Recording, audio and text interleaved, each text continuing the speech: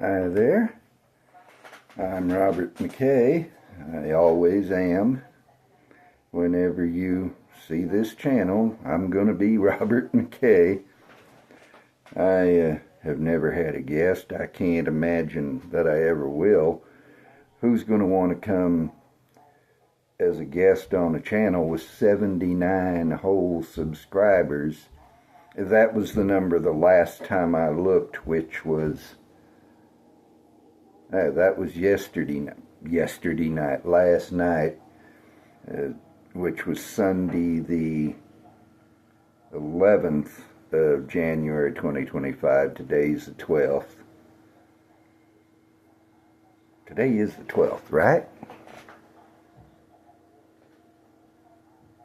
Right. Had to look over at the calendar. I was confident of my dates, and then I wasn't confident of my dates. But what do you say I get on with it? This is going to be a review. I had originally intended this to be a sipping and talking. Then I realized this is my third glass from this bottle, so it's review time. This is Lone Elm Single Barrel Texas Straight Wheat Whiskey.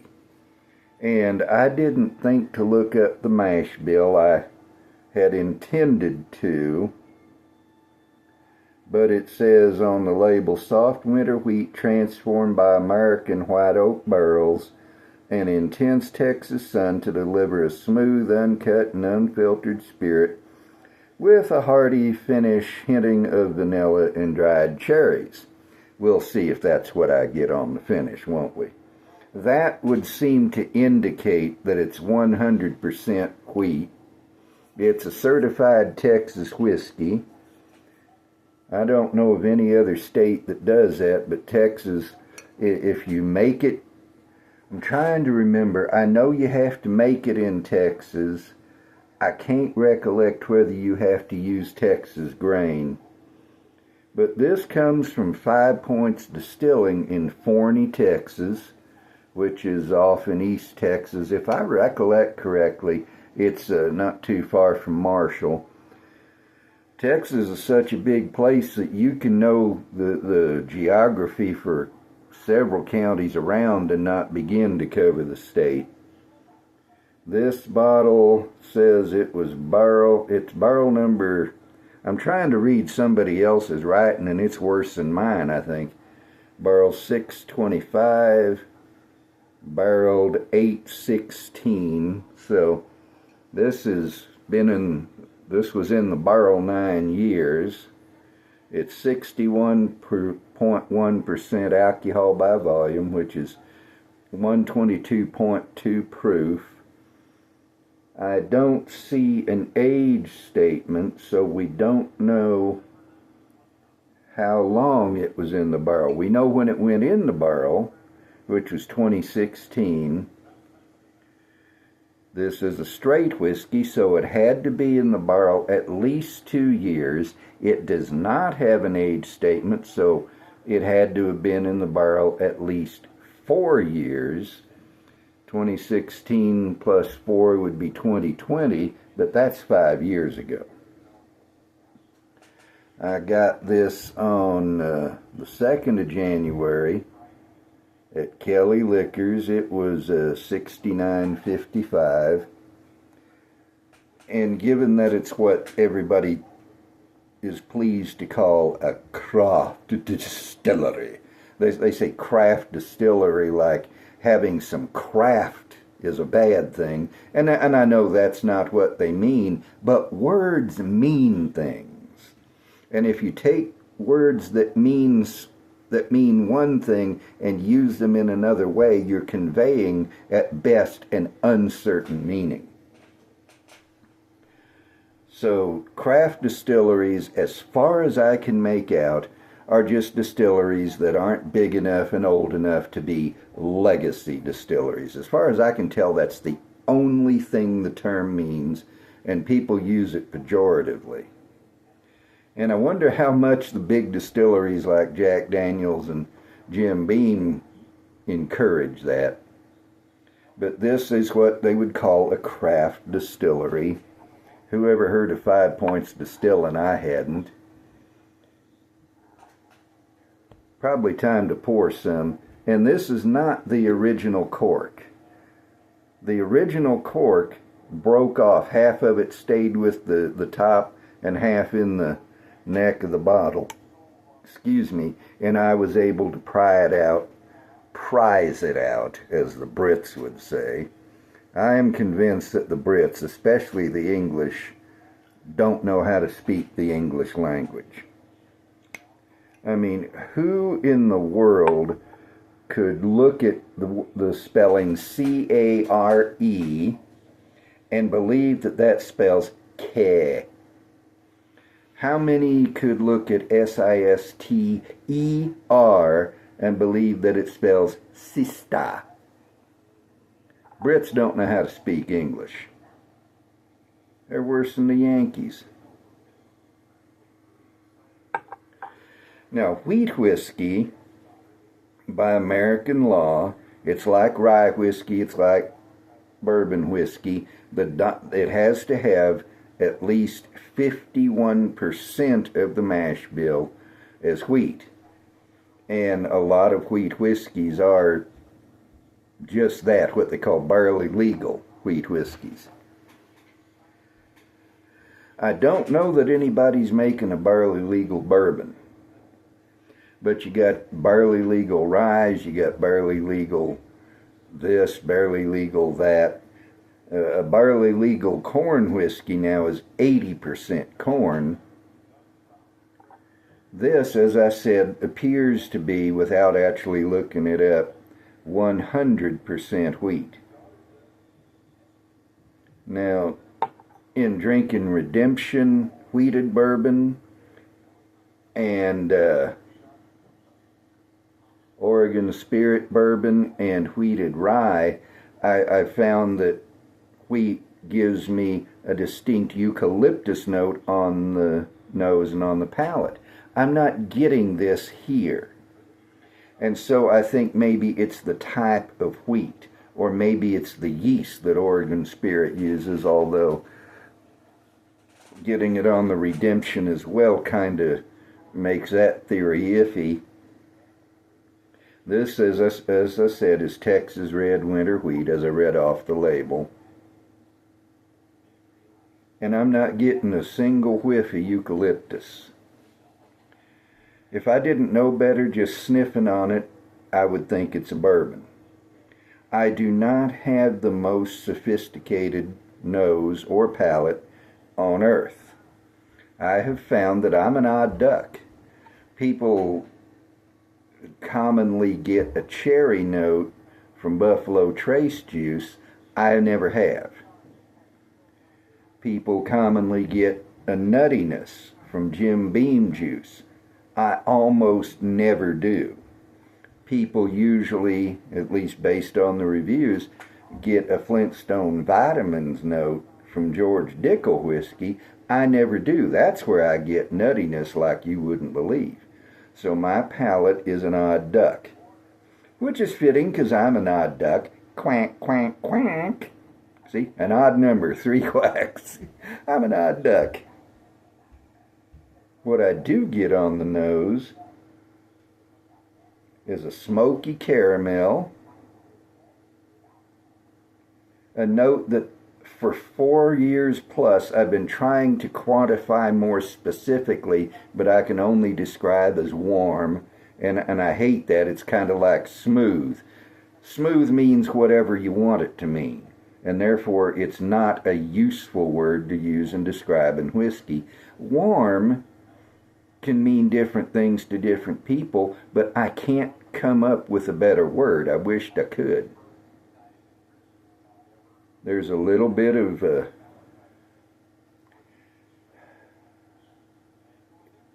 I want to say fireside spices, and that means as much and as little as baking spices. I had me some beef enchiladas tonight, baked food, spices in there, but it's not the same spices as you would use in a baked ham.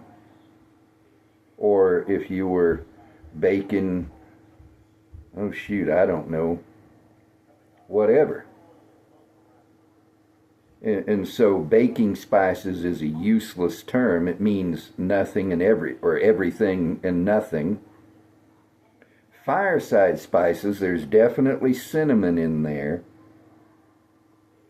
and something else that I can't specifically identify that makes me think of sitting by the fire on a cold winter night.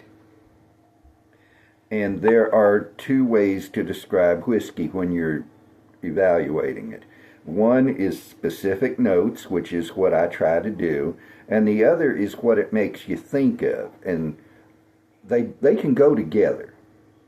I frequently use both. For instance, I can give you the specific notes of Balcones lineage barley whiskey, but I can also tell you that it makes me think of sitting in a meadow and in the early morning eating chocolate-covered tropical fruit. There might be a hint of chocolate in there.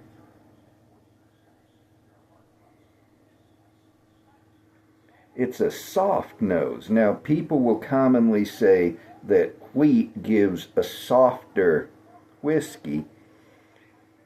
I have not really been able to detect that until perhaps now when I'm saying it's a soft nose. It gives the impression of maybe short nap velvet or petting a cat. And petting a cat is different from petting a dog. They both have fur, but a cat's fur is not a dog's fur. And a cat reacts differently. Some cats, they'll just sneer at you and walk off. Some will use their claws, and some will put up with it, and some really enjoy it. And each cat can have different moods too. Cats are a lot like people. Robert Heinlein said that a dog is a slave. And the dog can't help it, it's his nature. But a cat is an independent creature, and that's why he preferred cats. He didn't like slavery even in animals. He might have been going a little far with that, but I'm a cat person, so I remember that Heinlein quote. There seems to be a little bit of charred oak in there.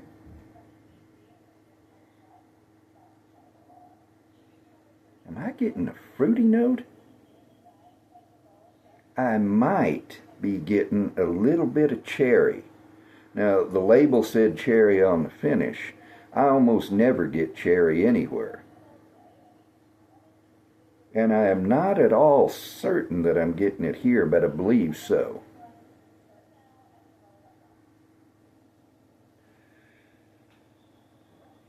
And by the way, look how dark that is. That is mighty dark. Now, in a Texas climate, that might be just 4 years old. But with a whiskey that dark, at a single barrel, at what appears to be barrel proof, getting a lot of complexity is not at all surprising. That's a delicious nose. And I could sit here sniffing on it all night. It's one of those whiskeys that the nose is so wonderful, I almost forget to sip, but I better sip.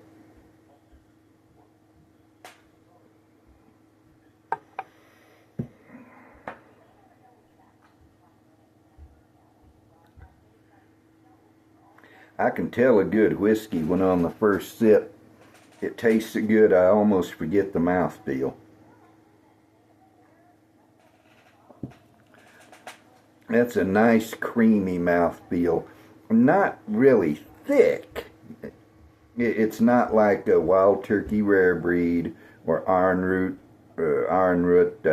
Harbinger. Those are the two thickest, most viscous whiskeys I've had so far anyway. But this is definitely a creamy mouthfeel, but it tastes good too. Let me go ahead and give you that.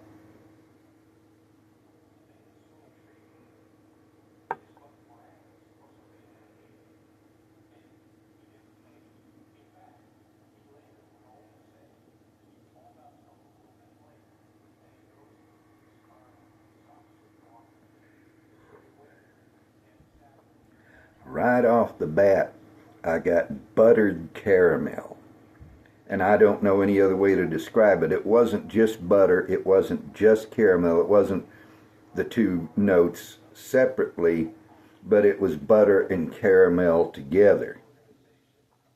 And by the way, if you have followed my recommendation and watched Casey Allen's videos on beautiful bourbon, if you followed my recommendation, you have subscribed to that channel. I hope you have. He's an executive bourbon steward, and he's a very entertaining guy. He knows what he's talking about, and he is so funny. He's much better in both categories than I'll ever be. Although he's from Ohio, so he'll never talk English right. I can speak grammatical English. I really can. You can't tell it most of the time. But it's not the fact that I'm less grammatical than him. It's the fact that he has a Yankee accent. But go subscribe to his channel already if you haven't. But what I started out to say was, if you've watched his videos, you almost certainly have heard him talk about a caramel note. Caramel, if you have a degree. Well, I have no degree. I have a high school diploma. That's all I've got. Although I've met college graduates who knew less broadly than I do. On their subject, they had much deeper knowledge than I'll ever have. But I know something about English, about poetry, about literature, about history, about geography, about all sorts of things that some of these college graduates, I swear, have never heard of. Well, I don't have a degree, but how do you spell it? C-A-R-A-M-E-L. Caramel. I'm sure Casey and I won't ever meet, much less do a video together.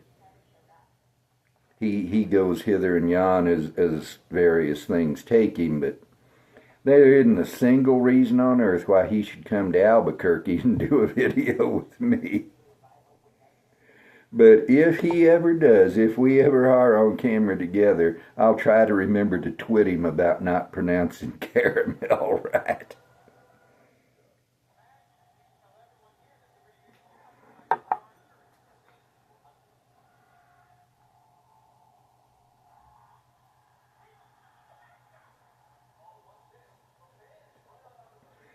I got so distracted by the caramel, I forgot to mention I got cinnamon also, I got brown sugar, and I got me some cherry on there. Maybe as the bottle's opening up, the cherry is coming out. I hadn't got it until tonight at any point. You'll remember I thought I might have got some cherry on the nose, and I did get some cherry on the palate. And it wasn't the cherry cough drop, which when I get cherry is what I usually get. This was the fruit.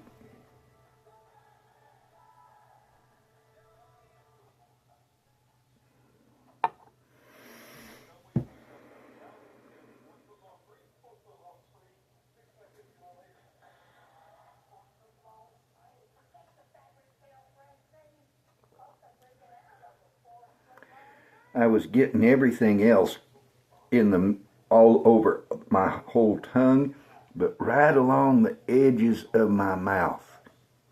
There on the sides of my tongue is where that cherry was very, very clear. Prominent isn't quite the right word, but it was clear for sure.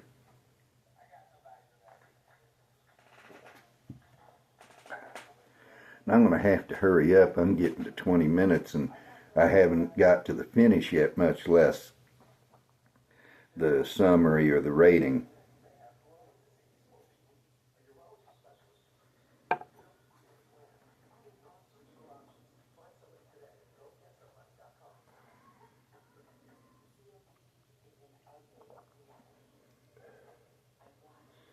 On the finish, there's an oaky, earthy note, a little bit of sting of alcohol on the tip of my tongue.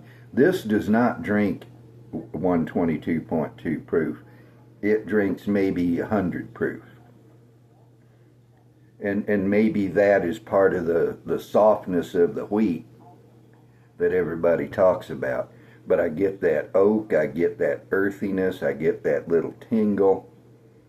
The oak is sitting there, it's turning to chocolate on the back of my tongue. And the finish does not seem to be as complex as the nose or the palate. But then I usually don't get as much on the palate as I do on the nose, and I usually don't get as much on the finish as I do on the palate. It's a descending scale. So don't take that sort of simple finish, and I'm still getting the earthiness and the oak. It's moving towards the back of my mouth. It's fading, but it's still there. This is a long finish. Don't take that apparently simple finish as gospel. You might get a ton more out of the finish than I am. So, summary. If you can find this puppy, buy it. Now, I understand not everybody likes wheat in their bourbon, and so not everybody likes wheat whiskey. And as far as I know, this is the only, apparently, 100% wheat whiskey there is. And so if you don't like wheat, you might not like this. But I swear, this is good stuff. I want to try every Texas whiskey there is, and after 4 years plus, I've not come close. But I tried this. I had the opportunity. I saw it there at Kelly's. It's a Texas whiskey. I snapped it up. I ain't a bit sorry. Now, for my 8-level, handwritten on the back of my whiskey tasting sheet scale. I've got it in a doc file on my computer, and maybe I could print it up, but why should I? I can read my writing even if a pharmacist couldn't. And you know they read a bunch of crazy writing. 8 levels, 8 at the top, 1 at the bottom. This is an 8. Mighty fine. That's 5 stars, 100 out of 100, 10 out of 10. This is one of the best whiskeys I've ever had. What did I say it cost? $69.55, so essentially $70, and worth every single penny. This is not at all the same kind of whiskey as Hard Truth Sweet Mash Rye, but the prices are just about the same, and this is just as good in its own way. Again, if you don't like wheat, you might not like this. But if you're not sure, or if you do like wheat, give this puppy a try, please. You don't know what you're missing. Alright, I'm at 24 minutes. I try to keep my videos to 20 minutes or less. Sometimes they go up to half an hour. Media hora in Spanish. But I got so exercised about this thing and followed enough rabbit trails that we're moving on further than I intended. Look at the darkness. Come to the dark side of the Force.